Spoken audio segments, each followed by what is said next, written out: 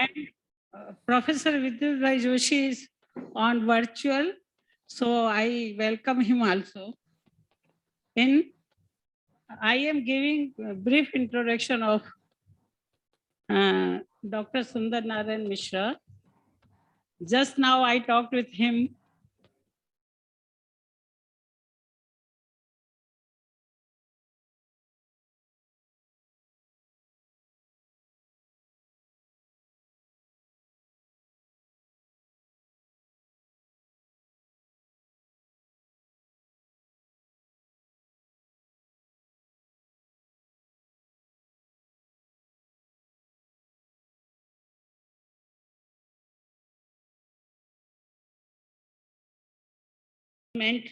And also many things he has vast experience in such management development.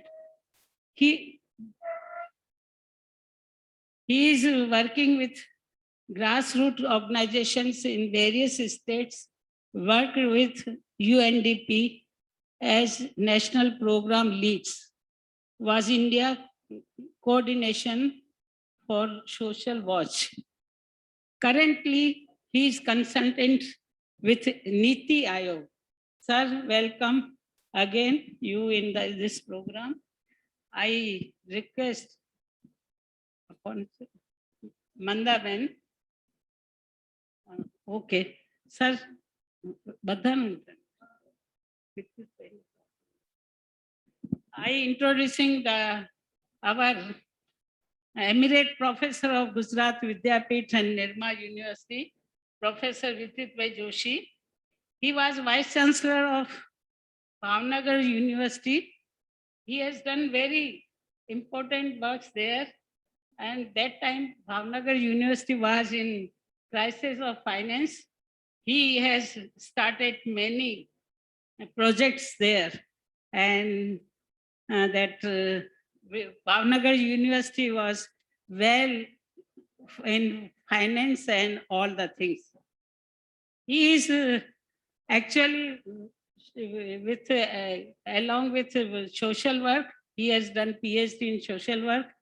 He has very various experience in social work and many projects. He is just now he is working with Gujarat Vidyapeeth also and doing many projects there and guiding our professors to do how to do projects, how to prepare the research project and various institutions. He is member of that. So very brief introduction I am giving of Professor Vidyut Bhai Joshi. I am welcoming you, sir, in JSDP program. Sir, thank you, sir. Again, I am sorry. Firstly, I have to introduce you, sir, but I was introducing such person.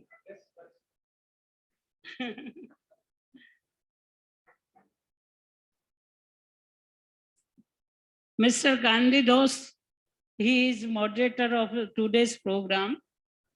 He has a vast experience in social development monitoring and development evaluation, training and development assessment management. Professional, he is recruitment, that good communicator, very good, sir, and resourceful, creative problems and solution of problems. This is very important field where you are working, sir. And every society need, every person need that problem solved. So you have vast experience, more than 3 decades of involvement in the rural, tribal, and urban community development with various international NGOs, and that South India and last Asia banking. So I welcome you, sir, here. And your basic discipline is also social work. You have done PhD in social work. So we need your important guidance. And again, I welcome you, sir. Uh, yeah.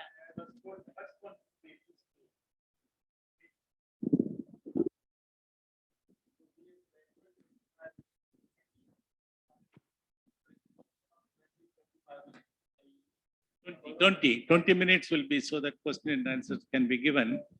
Um, so whatever introduction they gave to me, please don't trust that. It's a camouflaged, and I only create problem. No solutions are offered. Therefore, with these few remarks, this is the first get together of JSDP partners in physical situation after 2 years. And yesterday, it was a kind of inaugural, a virtual inaugural. So the atmosphere was very different. So when we talk about sustainable development for better human life, the important component is compassion for sustainability. If we do not have that compassion, nothing can be sustained. And today we are here after a long interval, a COVID where we all disappeared. We could not even help each other, though we want to help. And we were living in fear. We lost so many people across globe. The COVID taught one simple lesson: how small human beings are, even with the technological advancement. We lost plenty of people. Since it's the first JSDP meeting after pandemic, my request all of you to bow for 5 seconds and pay respect to all the souls that the world has lost due to pandemic. My request, just for 5 seconds, bow yourself and say Shanti. Thank you.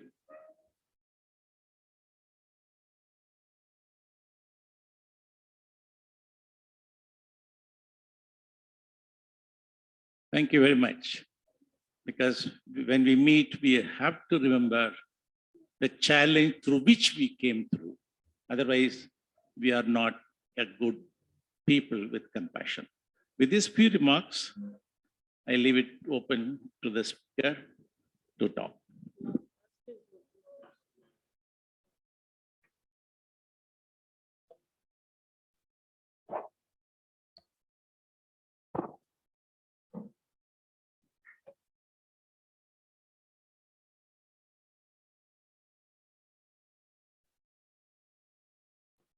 Dr. Mandaman Parekh ji, Mr. Mayank Upadhyay ji. Yeah, sorry, I forgot. Puspa Ben ji, Professor Bidyut ji, and friends. Let me start by offering compliments from Niti Aayog for this glorious exercise that you are in for long, I mean, more than 37 years, I think about 40 years. And this has contributed to development across the country in many ways. I do not yet know which are the sectors. I deeply learned yesterday that a lot of different sectors have benefited from the interventions of the partners. And 37 years, 40 years, it has been a kind of tradition, which is very interesting. In this session, we'll talk about sustainable development goals. We'll try to do a reality check as far as India is concerned. I will do actually in 2 parts. I'll briefly talk about the sustainable development implementation architecture, how it is being taken forward in this country. And then I'll talk about where we are as far as the progress on SDGs are concerned in India. I mean, based on available data, latest data. The sustainable development goals are first set of global goals which integrates all aspects of human life. This is very important to take note. It is a kind of take all set of goals. It has It integrates social, economic, environmental dimensions for the first time and looks at the kind of trade-offs which happen across the different sectors and across different objectives and goals. And more importantly, it is actually held together by a very strong moral and ethical imperative. We talked about that yesterday. And that actually makes it all the more important. So that's why you see formulations like no poverty, no hunger, no preventable death. So for the first time, actually, we have articulated like this at a global level. No tolerance for these things, which should have been already part of history long time back, but still they are continuing. So that's basically the kind of pressure which sustainable development goals build up on us, and we need to really measure up to that. I will not go into the details of sustainable development goals. Professor Nityanand ji, his manual and all that will do a more than a justice to that, and I mean most of you would have already seen that. In India, we are actually taking a kind of whole of government and whole of society approach. First of all, it was a kind of whole of government approach, bringing in all aspects of government to implementation of the sustainable development goals. And we have now gone on to a kind of whole of society approach, not only government, because government is only one part of the system, bringing in all other aspects, all other sectors, all other stakeholders of the society. So that is the kind of implementation, overall implementation system that we are having in the decade of action. Let's go to the next one, please. In this whole system, Niti Aayog plays a role. I would not say that it's the most important role. It is one role. Sorry, there was some problem in the. It's not properly visible. Anyway, let's manage with that. Go on. No. Go back. Yeah. So Niti Aayog does three aspects. I mean, if you look at the Niti Aayog's intervention, there are three aspects to it. One is the policy part, which is basically setting up the strategy, linking up different program implementation aspects in the country and guiding SDG localization. It is very important because SDGs are global goals. And unless they are taken to the grassroots level, to the local level progressively, they cannot really be achieved. So this is also the aspect which was actually lacking in the Millennium Development Goals, and that was the biggest stumbling block for achievement of MDGs. In many cases, actually, the Millennium Development Goals couldn't be achieved because there was a lack of meeting of the grassroots, of the micro to the macro aspects. So this is a very important thing which Niti Aayog also tries to do. And then coordination is something which is very important in a vast country like ours. There is interministerial coordination across the different central ministries and then across different states and union territories. And then the monitoring part, which we'll talk a little more about today. This is monitoring of performance at the national level and also at the state and UT level, how we do on the sustainable development goals. So then we also do support the subnational monitoring. We encourage the states to do the monitoring at the state level and also at the district level. We have recently gone to a very detailed district level monitoring system in the northeastern region, and we are progressively trying to do that for all the states and all the regions of the country. Next one, please. And then central ministries also have very important roles because they have they are the sector leads in different sectors. First, the statistics and program implementation is very important because data is basically sum and substance of measuring progress in this country. So the national indicator framework was prepared by the Ministry of Statistics, which was approved finally by the Government of India in 2018. And this is a little different from the global indicators, which are 232 in number. We have the national framework, which is about 302 indicators at this point of time. Is much more vaster because to capture the different information, different levels of reality in the country, different ministries and state governments actually decided that we should have this kind of indicator. So it's actually developed through a kind of vast consultation process over 2.5 years. So that's the indicator framework we have of 302 indicators at this point of time. And then MOSPI, the Minister of Statistics and Program Implementation, also does baseline data and annual updates of data. At this point of time, if you look at, we have data on, not on all indicators, we have data, at the national level, about 260, 270 indicators. But then this data is available at the national level, not all of that is available at the state and district level. We'll talk about that a little more. Other ministries, apart from MOSPI, look at basically their own sectors and give the lead to state governments and other program implementation as far as technical aspects are concerned. And then they also do capacity building through their different institutions and different subsidiary agencies, and also through their programs at the state level. Next one, please. This is about localizing SDGs. States and UTs and local governments, they have very important roles. States and UTs, they actually have their own vision, strategy, and action plan on the SDGs. Most of the states at this point of time have these. And then we have indicator frameworks. Not all the states have indicator frameworks at this point of time, but at least I think, across the states and UTs, about, I think 27, 28 states and UTs have their own indicator frameworks at the state level to monitor progress. And they of course do capacity building. If you look at local governments, Panchayat Raj institutions have started, incorporating SDGs in their own local development planning. You know that panchayats do micro plans. So this is being done 2015 onwards, and this is increasingly now SDG oriented. It's not fully done, but it is actually progressing at this point of time very well. And municipal institutions, they have not yet started because they are in a different context. So basically our intention is to bring in the municipal institutions also into the sustainable development goal folds, so that they are able to link up their own planning and implementation to the SDGs. Next one, please.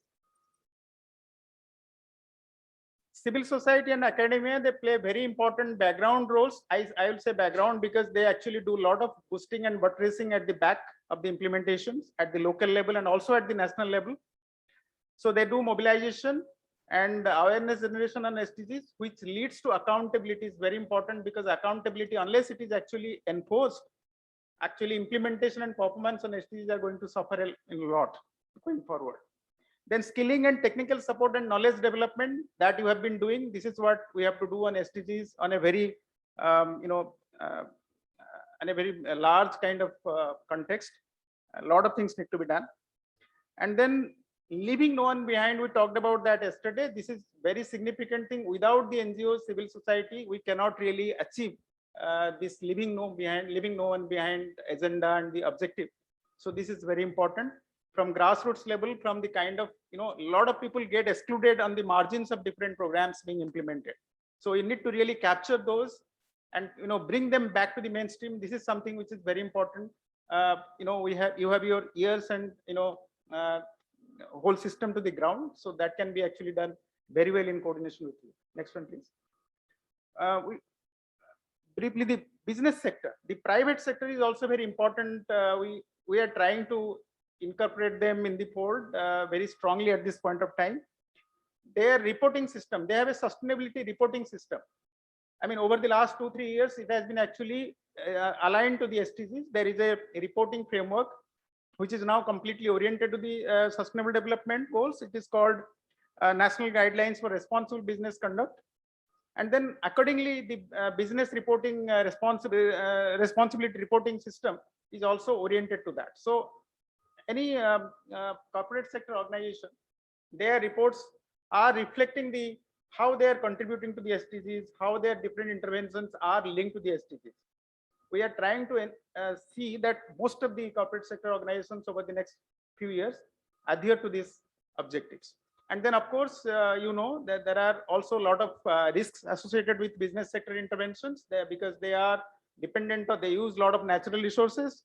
They also are, doing a lot of interventions using technology, which have the the risk of excluding a lot of people and also concentrating resources in certain areas. In all those interventions, they have to be actually playing a major role. And on the positive side, they have a lot of things to contribute apart from the financial resources. they also have a lot of innovation. They are the driving forces for innovation and good management capacity. So these are the two things we need in sustainable development goals implementation in a big way. So there we need to really take the resources. Next one, please. So now monitoring progress, from which we'll do a reality check. I'll try to do part of it because probably I'll not be able to cover all the goals in the time given, but I'll do few goals and then we can do it later on, and over discussions and all that. You can also do it on your own. I'll talk about that a little bit. So the SDG India Index is the tool with which we are actually monitoring the progress of the SDGs at the national level and also at the state and UT level. Next one, please. This is the methodology of the index is basically deriving from the Sustainable Development Solution Network methodology, which is on which the global SDG index is computed. So we have broadly adhered to that, but we have customized that to our own situation. So using our own indicators and using our own calculations in certain ways, but it broadly adheres to that. And then I'll not go into the details of the statistical methodology because that will take a lot of time. Next one, please. Anybody who is interested, we can discuss. The most important thing you might be asking whether this, to what extent the monitoring actually captures the post-pandemic data. Data system in our country, in a vast country like this, it's very difficult to get the latest data. We have tried our best working with the ministries, working with the state governments, and working with independent agencies. We have tried to get as much latest data as possible, but after our best efforts, we have only captured data on about 34 indicators out of 115 that we have used this year to monitor progress. So it's a good thing. At least 34 indicators reflect post-pandemic situation, or the pandemic situation, because we can't at this point of time say post-pandemic because pandemic is still going on. Why 115, you might ask? Because we have 302 indicators at the national level. It's 115 because we need to have data across this national and state and UT level, so that we'll be able to compare performance across the different people. We can't just on a lot of indicators, data is only available at the national level, so it's not available at the state and UT level. So we have been able to only do 115 indicators, but 115 is not a small thing. It's a good package of indicators to really measure our performance. Next one, please. Well, next one. See, this is how it looks like. This is the broad overview. Overall, let me briefly also tell you that what we did is, on all the indicators, the data are normalized and they're put in a kind of continuum from 0 to 100. So on every indicators, we do that. On every SDG, we do that, and all the SDG, we do that. So performance is basically on a scale from 0 to 100. 100 is full achievement. That means you have achieved that particular goal or target or that particular thing we are talking about. So we have done 4 classes. 0 to 100, we have divided into 4 classes. Up to 49, we say that they are aspirants. They are still doing things. And then after that, 50 to 64, they are basically performers. They are on track, but they're a lot of distance to cover. 65 to 99, they are front runners. They are almost on the verge of achieving the going towards achieving the SDGs. And then achievers are basically 100%. Achievers, of course, understandably, we have very few at this point of time, but we have good progress, which will be a source of optimism for everyone. As we go ahead, I'll talk about that. You can even see it here. Look at the bars. How many bars are basically coming to the front runner kind of category. This is at the national level. Many bars at this point of time. So that actually gives us a cause for optimism. Look at the beige or yellow colored bars, which are basically what? Performers. And then look at the red colored bars, which are basically aspirants. So then only two goals we have, we are in the aspirant category. So which means that we are progressing well. I would have done a kind of comparison between 2018 and now, but I'll leave it to later because we'll not have time for that. Then just I would like to highlight, look at the two red goals at this point of time. See, SDG 2 and SDG 5. They continue to be in red from the beginning of our monitoring. Why so? All of you might be already knowing because you are all on the grassroots, you know the situation. We are still not able to address food security situation of the country. We have still malnutrition at a very high level. We have stunting, wasting, underweight children at a very unacceptably high level. So that's why you continue to be in the red. I mean, there is of course progress, but then we need to really move much faster. And SDG 5, that's a very big concern about gender equality. You see, in terms of violence against women, in terms of discrimination, in terms of their access to employment, their access to education and skills, in all those areas we need to improve. That's why our score is being dragged down and we are in the red. And so this is a concern because we are in the red at the national level, but also we are in red at the subnational level. In many states and UTs, we are in the red. So that is something which need to look at. Next one, please. See, these are the front runners and these are the performers. The good thing is that we have many front runners. You have Kerala, Tamil Nadu, they're always consistently on top. Himachal Pradesh, Andhra, Uttar Pradesh, Goa, I need not actually read the states, you can see them. And then performers, which will be there, but not yet. So that's how the things are. Next one, please. This is among the UTs. You see quite good performance in the union territories. Dadra, Nagar Haveli, and they have been going down after the combination of the UTs. Also, things have not improved. Their implementation process is also very slow, but they're picking up. Next one. Well, this is also one thing you see. Most of the indicators, as most of the states, their score is going upward. This is a good thing to look at. Only in one case, there is a status quo being maintained, which is that is again Dadra Nagar Haveli. All other states, UTs are moving upward as compared to previous years. So this is something again, even if we are in the red in SDG 2 and 5, we are improving. So that's the cause for not celebration, but optimism. Next one. Next one, please. Well, this is 2018 to 19. Just broadly look at it. In 18, you are a lot of areas bleeding red, and in 19, we don't have any red. So that is something which is good. The space for green has increased. So that is something which is again going forward. Next one, please. And this is between 2019 and 20. Again, you see blue is expanding. So again, no red has come in. So this is overall performance. So this is again, this is actually covering up for SDG 2 and 5 because it's overall SDG performance. But it's a good thing that overall we are progressing. While we need to look into the specific goals and targets where we are going behind or we are stuck somewhere. Next one, please. The next one, this is basically the best one among the states and among UTs. Next one, please.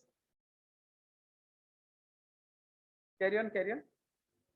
Go on. Next one. Well, this is the dashboard that we have in our website. All of you are invited to go look at it, and you can navigate and see the data for yourself. And so this is the SDG India Index dashboard in NITI Aayog's website. So all that I am saying is there. So at your leisure, look into that, understand it. You can call me anytime, any problem or anything, we can discuss. Next one, please. Go to next one. Well, I have a whole set of slides, more than 50 to talk about every specific goal. We don't have time for that. I'll just show you for flavor's sake, the first one and then conclude. Next one, please. Go on. This is no poverty, this first goal. See, these are the targets that we are, these are the indicators that we are actually tracking on SDG 1. The first thing is head count ratio under the multidimensional poverty. Of course, we are looking at people under poverty line, but this data is little old. So we are now giving more importance to multidimensional poverty, which is a multi-sector assessment of deprivation. This is basically 3 sectors majorly on 10 different indicators. So this is a much more comprehensive scoring of extent of poverty in this country. It not only talks about the head count, it also gives a sense of depth of poverty that we are not including because it will become very complicated for the indicator. That will be actually part of the MPI, this multidimensional poverty index that we are going to bring out very soon from NITI Aayog. So here only we are talking about head count ratio. How many people are basically under multidimensional poverty? So that is one. And then percentage of households living in, remain in the previous one. Go back. Yeah.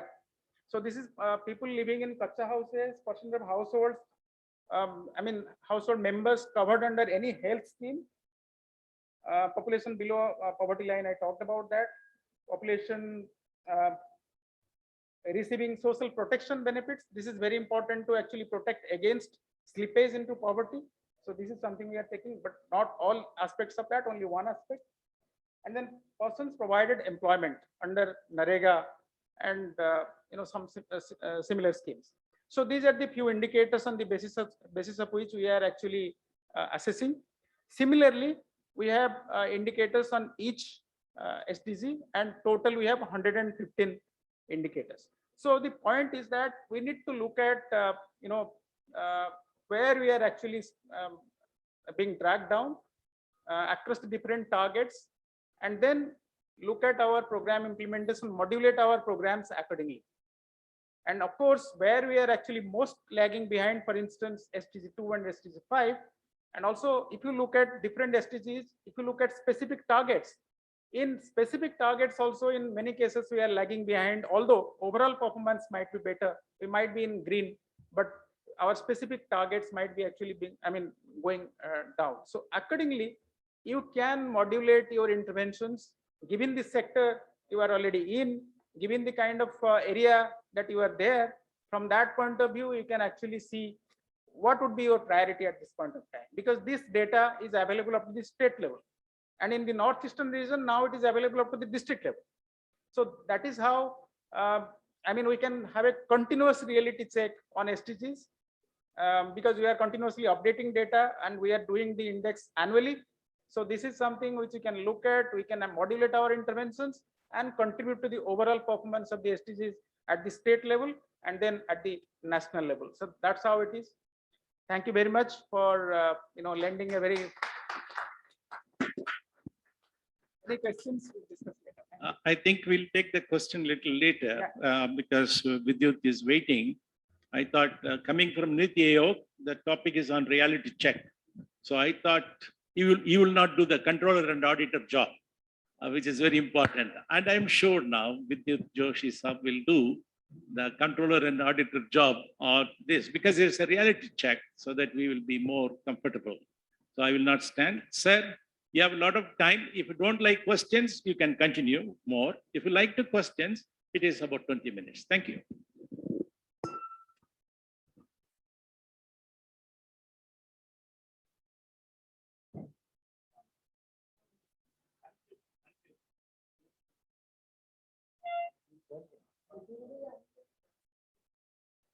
Sir, you have to unmute.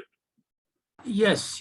Okay. Any scientist raises 5 questions: what it is, how it is, why it is so, what it will be, and what it should be. You have already been told what it is, and you have literature on what it is. So I'll skip that point. But how it became so, I'll give you a little bit history. In 1969, 40 scientists met at Rome, known as Club of Rome, and they asked, halt your industrialization, halt eating up the resources of the world. And the report is known as Limits to the Growth. The report is freely available on net. Nothing was heard. Then in 1972, we had Earth Summit in Belgium. We came out with the report, Our Common Future. The report is freely available on net. You can refer that. Nothing happened. In 1992, we had another UNCED conference at Rio de Janeiro, United Nations Conference on Environment and Development. I had a chance to participate in that conference as an Indian delegate, and we came out with the idea of sustainable development, and we evolved certain indicators of sustainable development. But then lip service was given, nothing was being done. Then came the Millennium Development Goals in 2000. My learned predecessor speaker rightly said that we had not evolved institutional mechanism for Millennium Development Goals, and that is why Millennium Development Goals failed. Now we are at Sustainable Development Goals. And if we say Sustainable Development Goals, there are at least 4 parameters. One is planet, that is regeneration of resources, recycle of resources, green energy, reuse. What are our indicators on that? That is the question. How much water we reuse and recycle out of total water? These are the issues, and indicators must be evolved on that. People, no poverty, gender issue, no inequality. My learned speaker has not given statistics of rising inequality. I wish rising inequality statistics has to be given.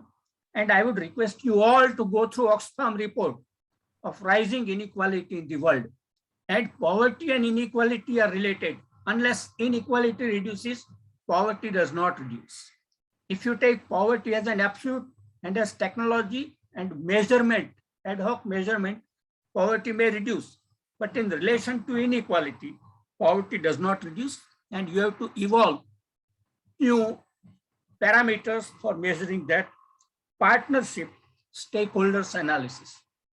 My UNESCO project on Alang shipbreaking yard told me that government and shipbreakers have participation, laborers had no participation, villagers had no participation, NGOs had no participation. So we need a participation, all concerned people. And then finally, peace. Peace means dignity of labor, no exploitation, and not even structural violence. If you divide your parameters in these broad 4 categories, then you have to evolve new set of parameters. Our 5 years reality check indicates that we have not progressed much on SDG at international level. India definitely has made some count on it, but then there are issues which we can discuss later on. So what went wrong? Why? Now I am coming to third question, why it happened so? Poverty and inequality are on increase. Pollution is on increase. Air pollution, water pollution, soil pollution are on increase. We had to resort to carbon dating, carbon credit and other things. Lifestyle diseases have increased. Our lifestyle is becoming artificial, and lifestyle diseases are increasing day by day. So old diseases are being cured, but new diseases are being emerging, and we have become dependent on medical science. That should not have happened.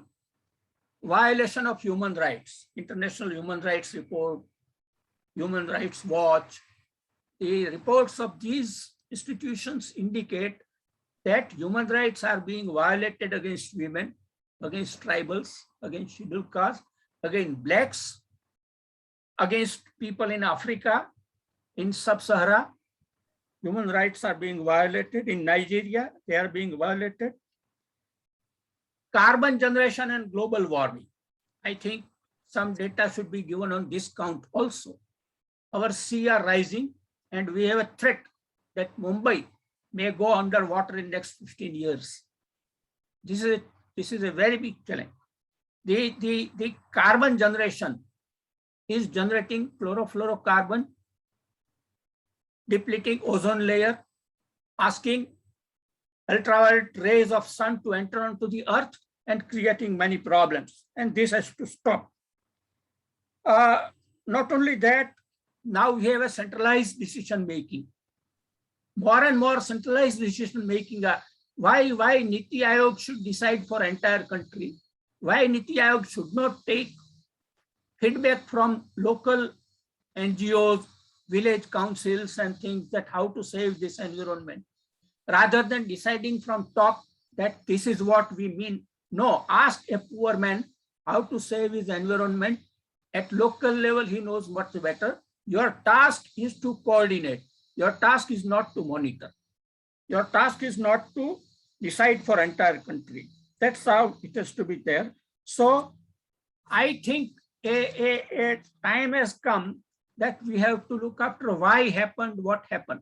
Then we realize that this is an issue of paradigm shift. Our old paradigm of neoliberalism will have to change to humanism. Joseph Stiglitz, the Nobel Prize winner in economics and advisor to Reagan and Clinton on neoliberalization, LPG, in 1980, wrote a beautiful book in 2003, The Roaring 90s, and said, I apologize before the world community for wrongly advising Clinton. Market is not a solution. Civil society has a role, state has a role. Don't reduce governance. Market will not solve all the problems. On the contrary, market will create problems. You know, sir, better about Amartya Sen. You know much better about Muhammad Yunus and all others. Eddie Sofra, who said ethics and development, not profit and development. So you have to read the new thinking and relate it with SDG so that you come to know that we have come to a point of time where we need a paradigm shift. No profit-oriented neoliberalism, but ethics-oriented humanism for this country, for one world, if we want to save this world from environmental disaster. Now, if that is the case, then what will be the new paradigm? New paradigm has 3 dimensions. One dimension is, see, whenever government is making some efforts, government is thinking of institutional change. But institutional change is just one of the paradigm, one of the dimensions.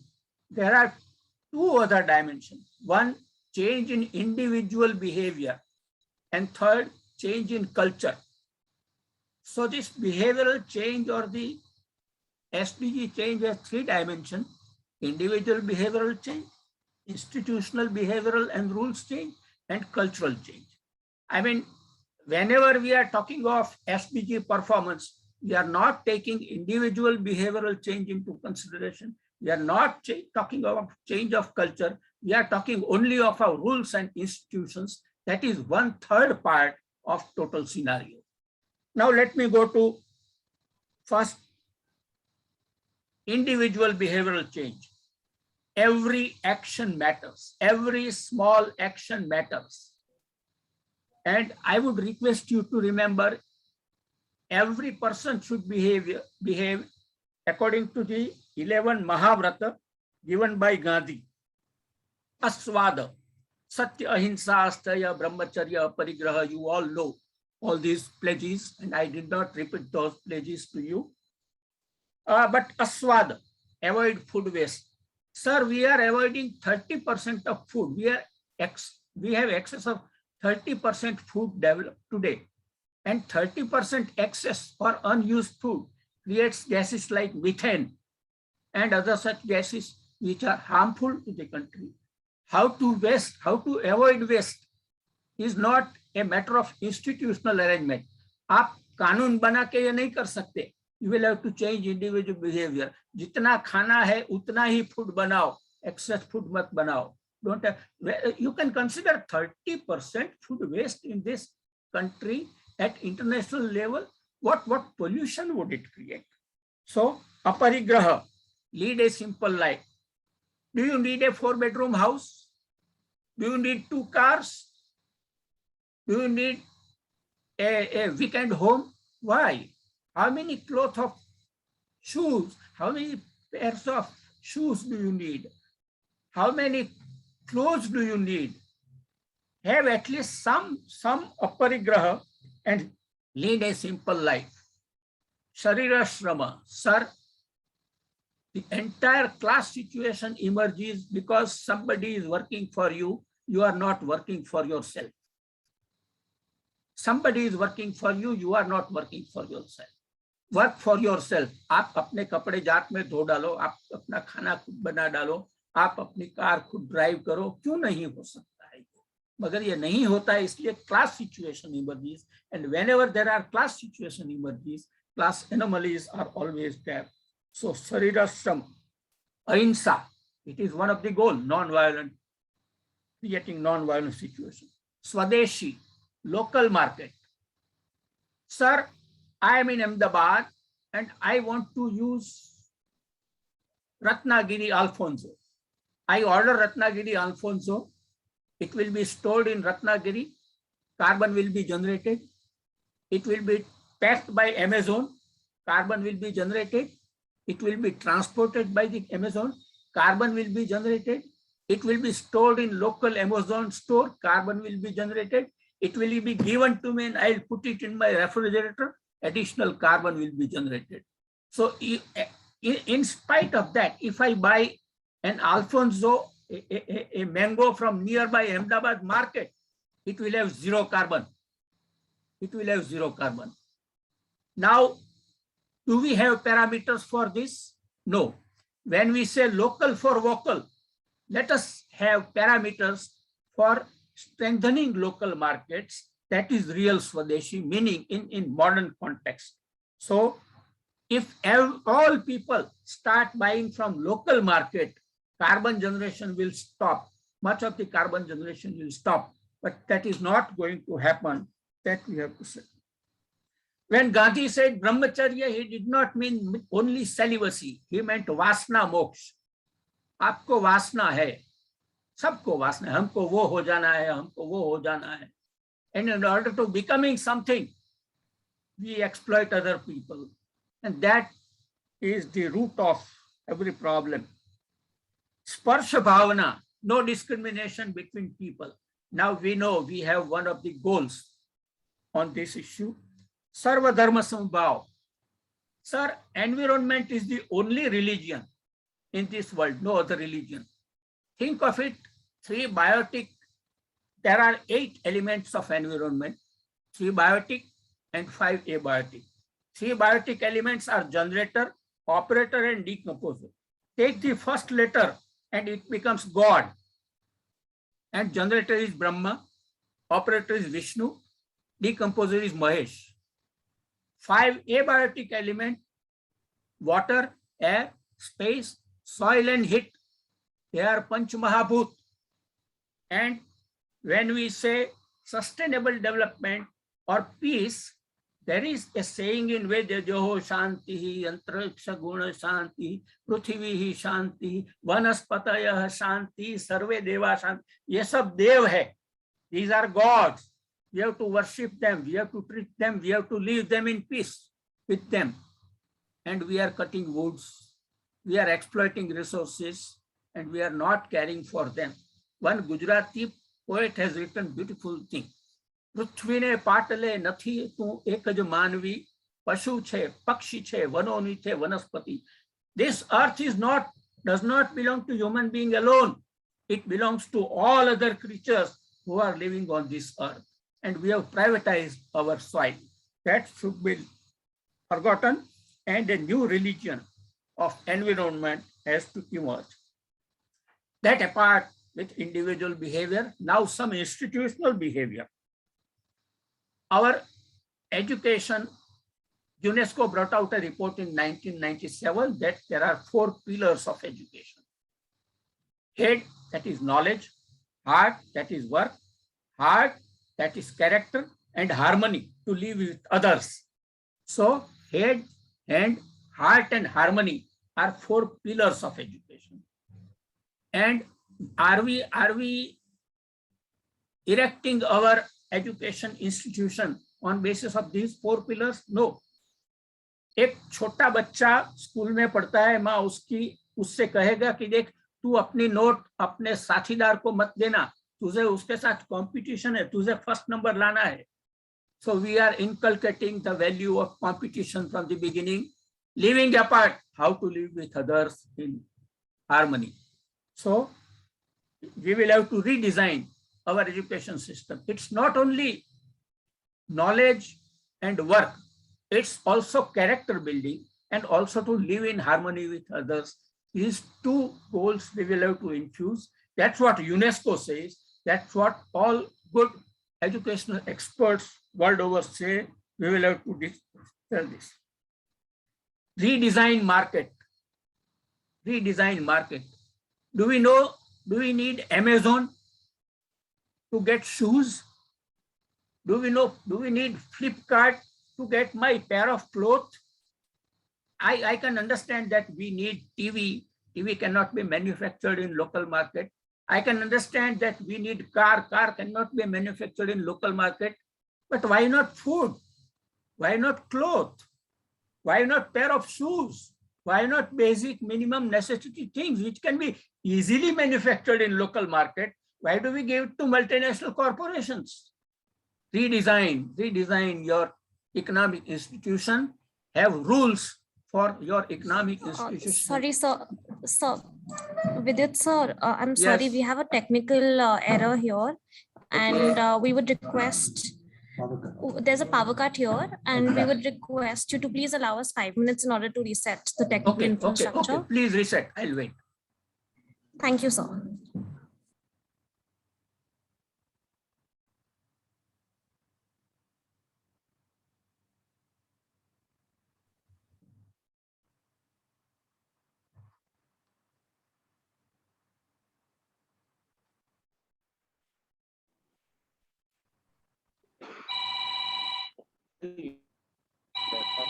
Can ask some questions from him?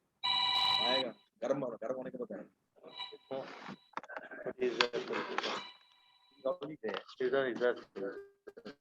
हाँ मंदा भाई, power cut છે. કઈ વાંધો નહીં. I'll wait. No issue. आ गया.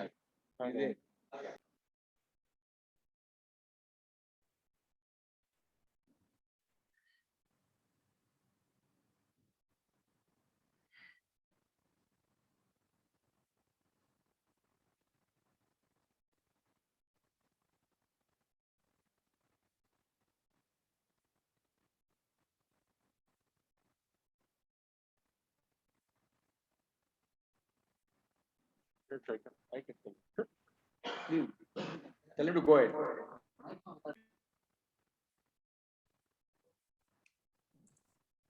So you can resume. Hello.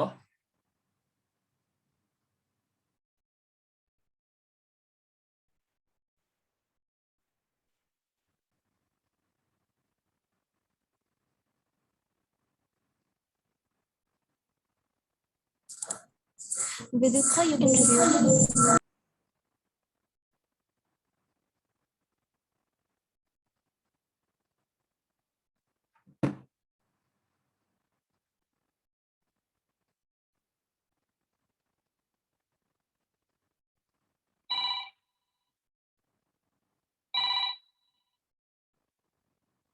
हाँ मंदाबेन. Okay. हाँ. Hello. Am I audible? Hello. Yes, sir. Fine. Am I audible? Yes. Hello. हाँ. Audible. Am I fully audible? Yeah. Fine. we were talking about economic institutions. I can understand that an entrepreneur works for its profit. But why government should make policy for somebody's profit? Government has to make policy for entire society and not for somebody's profit. It has to treat all citizens as equal and then decide economic policies and give an equal opportunity to all. I can understand that I have my economic motives, but the other fellow also has the economic. Adib Sofra had clearly said that guiding value for economy is that of ethics and not that of somebody's profit. That we have to consider in mind. Then there is a question of political institutions. Sir, there are 10 heads of state in this world, democratically elected, who are ruling for past 30 years. India is fortunate that we have survived democracy, in real democracy.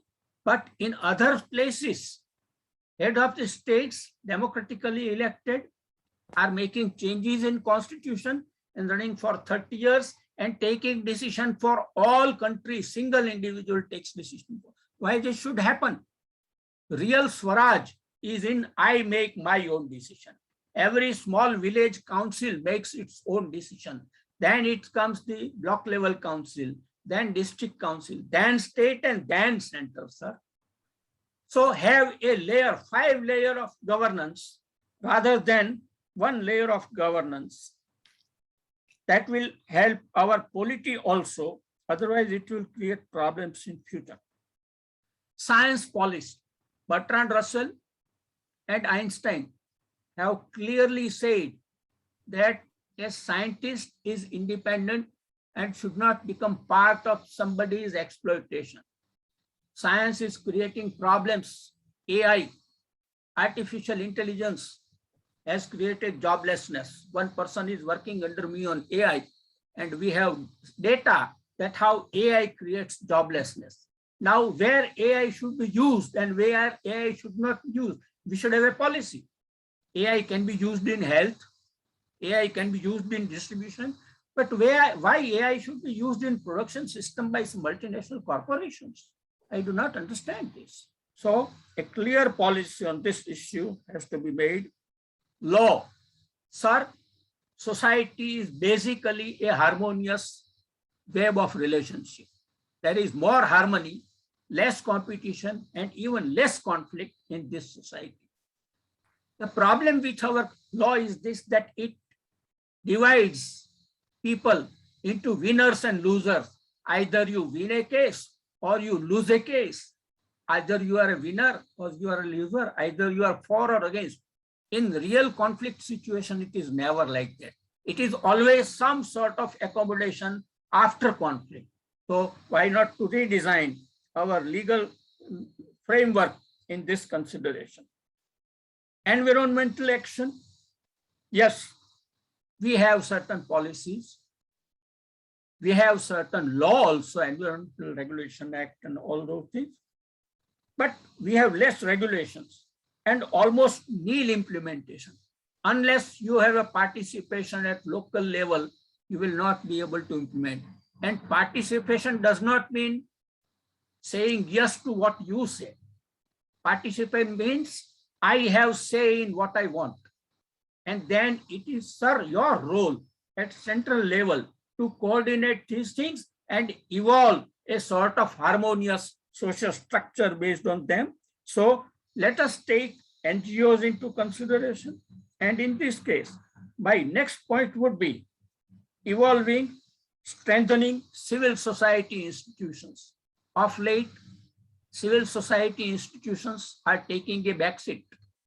In wake of speedy industrialization, civil society institutions working for LGBT, working for women, working for tribals, working for Dalits, working for all other problems, environments are taking a backseat. And if you say a one critical word, see, media will not publish your word. So we will have to listen to civil society institution. We'll have to strengthen civil society institution. That is a fifth block of democratic governance, civil society institution. They will let you know where are the lacunas in the system and you can coordinate based on them. Sir, this is second dimension of agenda. The third dimension of agenda is that of culture. Gandhi, read Gandhi, his Hind Swaraj. I'll not go into the details of Hind Swaraj, but he said that I am not against machine. I am against domination of machine over individuals. When dignity of a labor is violated by a machine, I am against that machine. If a machine makes life easy for the other people, I am for that machine. So read Hind Swaraj in this manner. Then what value system? All of you know 7 social scenes by Gandhi. And those who do not know, go to internet on your mobile and write 7 social scenes. Wealth without work, knowledge without conscience, education without character. These are the 7 values he has given. Not he has given, these are old Indian values which are given there, and we can take them and we can design our institutional structure based on these values and not on competition, entrepreneurship, performance. I was listening to the terms which you are using, sir. Performer, agrarunner. Rather than that, coordinator, facilitator, harmonizer. These are the terms which we should use if we want SDG goal to come to. And finally, sir, I would say the goal of life is not to have more wealth. The goal of life is to be happy. Sir, you know it better that now World Bank doesn't publish wealth report. World Bank publishes human development report. And economists do not agree with human development report also. They have gone to happiness index. Now Amartya Sen and Joseph Stiglitz are sitting in Paris evolving human happiness report. So at the end of the day, let us ask a person, are you happy with your work? Are you happy with your labor that you treated? If he says yes, then we are right. If he says no, I have stress and strains, I have many occupational diseases in earning more, that is no good planning, sir. So spirituality and harmony. Some sort of spirituality in life is required. Some sort of harmony in life is required. आपको देख के मेरे मुख से स्मित आ जाता है, वो संबंध अच्छा है. आपको देख के मेरे दिमाग पे अगर स्पर्धा की भावना आती है तो वो अच्छा नहीं है. ये सब हमको करना चाहिए. I think I have 20 minutes were given to me. I have already taken 20 minutes. I am thankful to the organizer for giving me precious times. If there are questions pertaining to me, and if I know, it would be my pleasure to answer. Thank you very much. Thank you, sir. Thank you very much, sir. Since we'll be running little out of time, I thought we will send the questions in the chat box. All of you, those who want to, and sir would. Okay. Okay.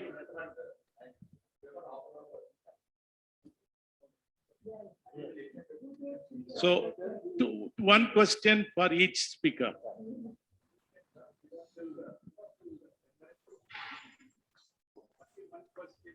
Speaker, please tell whom you are. Tell the name. Another person tells whom you are. Greetings to everyone for the day. I'm Apurva from Vishwa Yuva Kendra, Delhi. My specific question to our first speaker, for Dr. Narayan.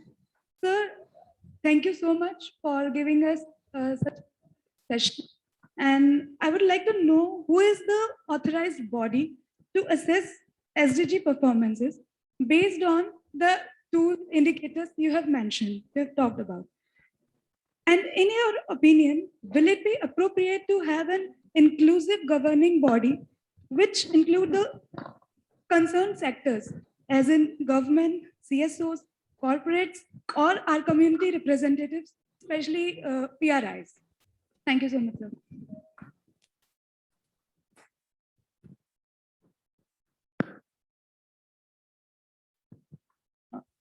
Thank you for the question. On the first thing is that, who is assessing? I mean, I didn't fully understand, but let me say, if I address, then that's fine. You see, basically the data, we are basically. Good morning, sir. Okay. We are not actually intermediating in this process. Whatever data, the indicators are clear, data is there, and we use the data, and then, whatever result comes, we actually exhibit. One thing which Professor Bidyu Joshi also talked about is the consultative process. Let me also, I mean, I didn't have enough time to talk about that. You see, all the indicators that we have taken up are not set up by Niti Aayog.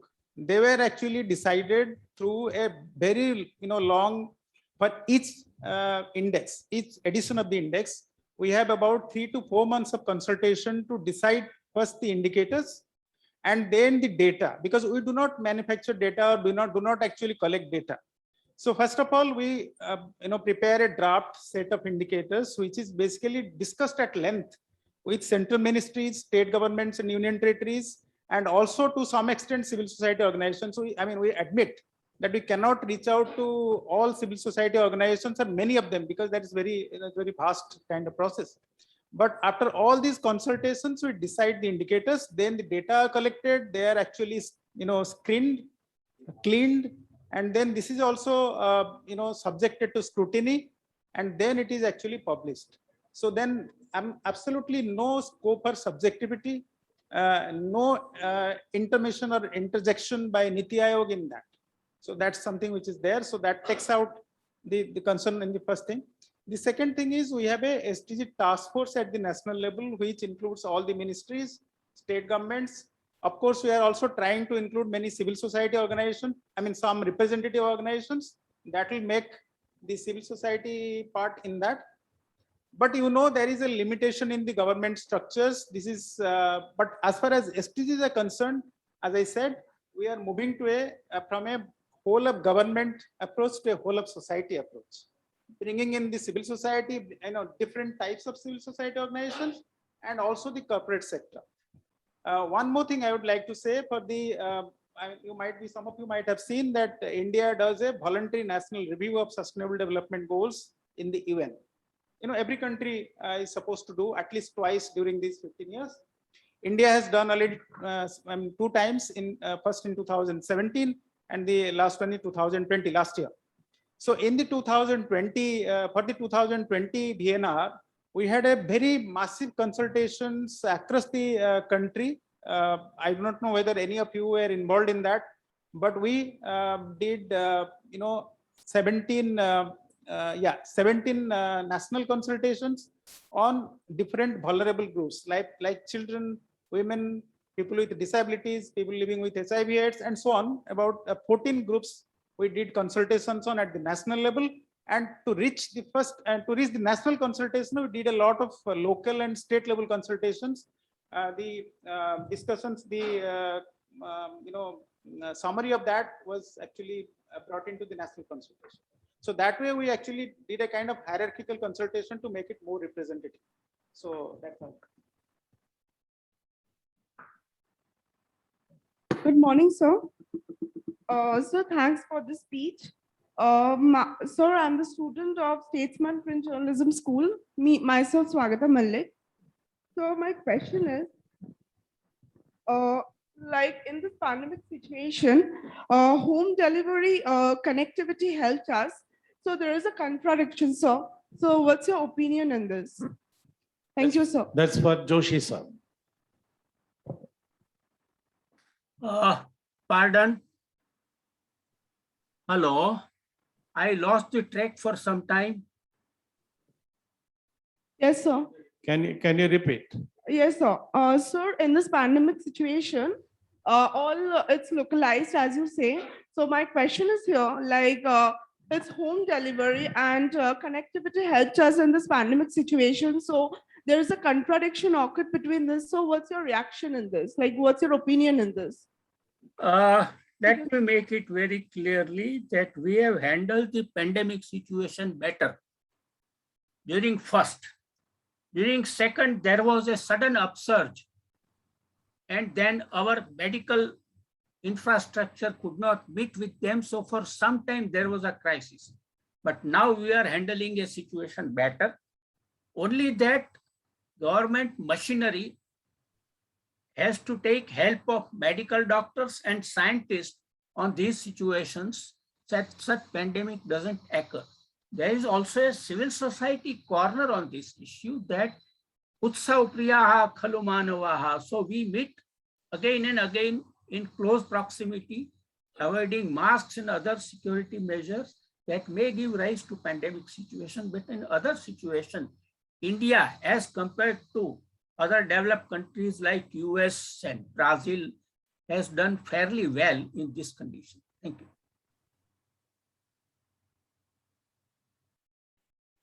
Thank you, sir. Yeah, thank you. Thank you, Professor, for the very thought-provoking. My question is, the 25th of September this month is to be a global action day. That is GDP. That is what SDG everybody is supposed to celebrate, that agenda.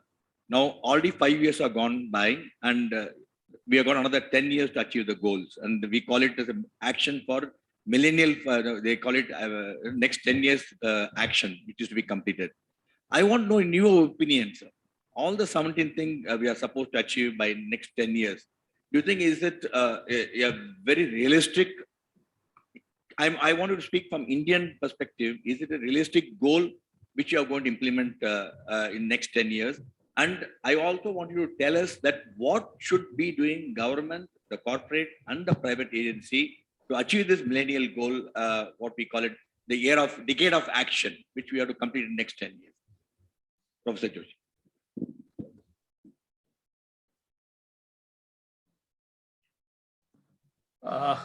Hello. Am I audible again? See, there are three, I mentioned there are three dimensions of any change. And first dimension is individual dimension. Now we will come to a day when everyone will have to take one pledge.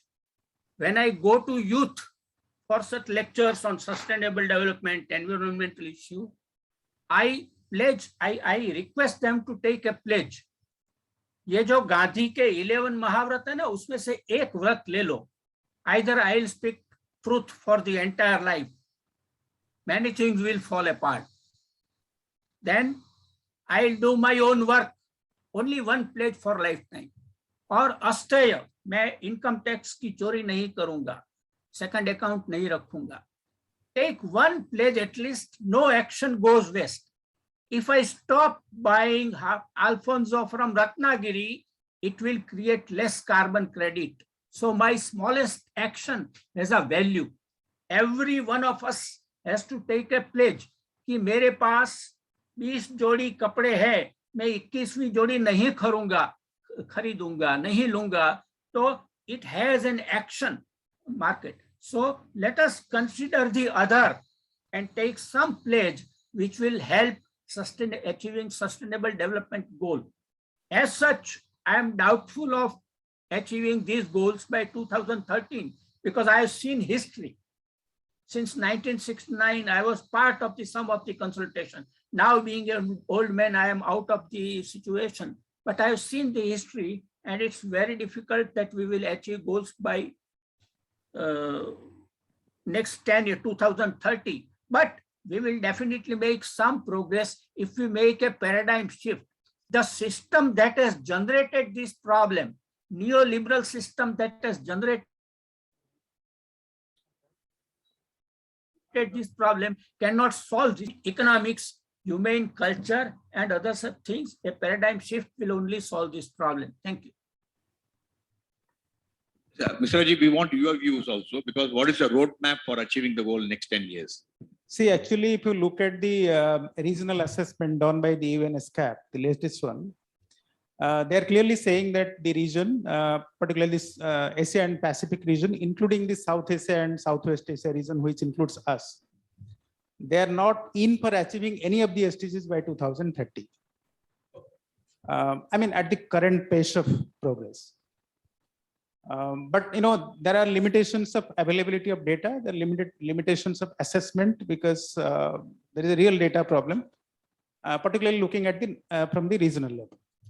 That said, they have also acknowledged that there are significant progress on several goals like reducing poverty, improving health systems, improving educational attainments, and also on the sustainability, sustainable energy and environment part, there has been some progress, not as much, but there has been some. So the thing is that, however much you look at the whole thing, there is progress happening. The contention is whether we do it by 2030 or not. I would say a few things, which Professor Saab also said. Everything cannot be, like I said, this is a whole of society approach. And a lot of things have to be done at the individual level for sustainability to actually be possible. Because the whole question of sustainable lifestyle, which, Vidyut sir talked about, like what choice we make regarding our own consumption. For instance, the goal 12 talks about sustainable consumption and production. So this is one goal on which the whole world is struggling behind, absolutely a lot. I'll give you a small example from our part. For instance, the government of India was supposed to make a sustainable procurement process. Just to look at ourselves, the procurement, group has not yet actually met and prepared a kind of, because it's અરે very, સાહેબ હજુ પણ જ્યારે આપને કામ હોય ત્યારે કહેજો. આપ શિક્ષણ મંત્રી હતા માટે નહીં, so આપના જાહેર જીવન માટે માન. so the point is that, a lot of things actually need to be done by individual decisions regarding sustainable lifestyle. Gandhi said the importance of needs. So that no government or no external agency can do, that is the individual action. The second thing, a lot of things can be done at the community level by individual choice. So that those things also, all those things together can really lead to progress. Thank you. Both the speakers ended with one point: what is to be done at individual level and community level. I will not give any lecture. I'm not one to give lecture. I'll just share two episodes, very short. First episode, when Kamaraj, everybody knows him. He was the Tamil Nadu Chief Minister, most less illiterate and most pragmatic man. He was traveling in his car as a chief minister, and he saw before him a person pulling a cart, man pulling, like in Calcutta many times. And he said, stop the car, ambassador car. It is a true story reflected. And he got down from the car, he pushed the cart along with the man and came back and sat. And people asked, why did you do that? You can ask the driver. I know, coming from Virudhunagar, what is the pain of that man when he's struggling.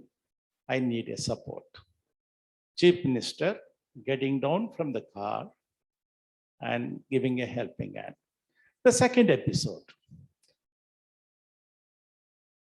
American Civil War was in full swing, and there was one armory got struck in the middle of the fight, and there was a intermediate military officer commanding everybody how to pull that out so that the fight can go on. They're struggling a lot. The instruction was going on and on. And suddenly there came a man on a horseback, and he said, what is happening? They are trying to pull it out, this particular machine. But what are you doing? He said, sir, I'm telling him how to pull it. Why you are also not joining? I'm the major general, something like that. So the person got down, helped the people to pull, and got the whole thing done. And he told the major, whenever you need help, call me. I will come and help. And sir, who are you? I am George Washington, general of this war.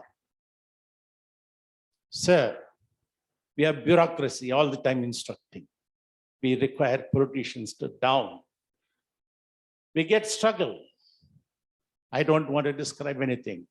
Please remember this episode. What we need is already there in the history book, and our leaders are the greatest example. Thank you for the time. Thank you for all of you for today. Thank you.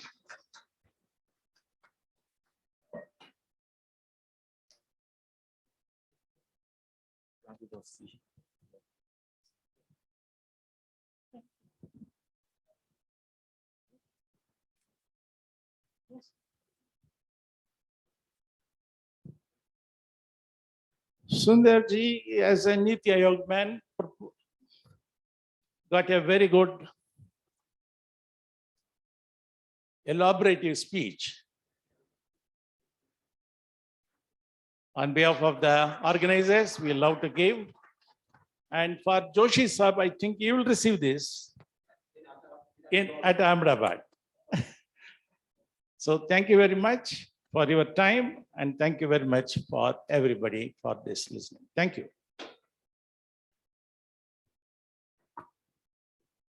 Thank you to our distinguished panelists and speakers who have joined us virtually and on site. We request everyone for a group photograph here. Can I request everyone to please join us for the group photograph?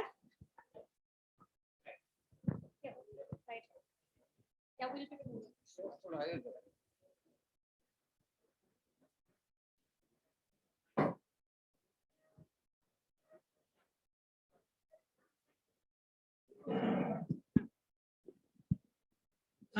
Sir, I have request Professor Vidit Bhai.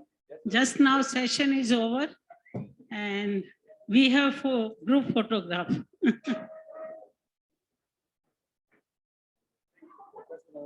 Thank you, sir. Thank you, sir.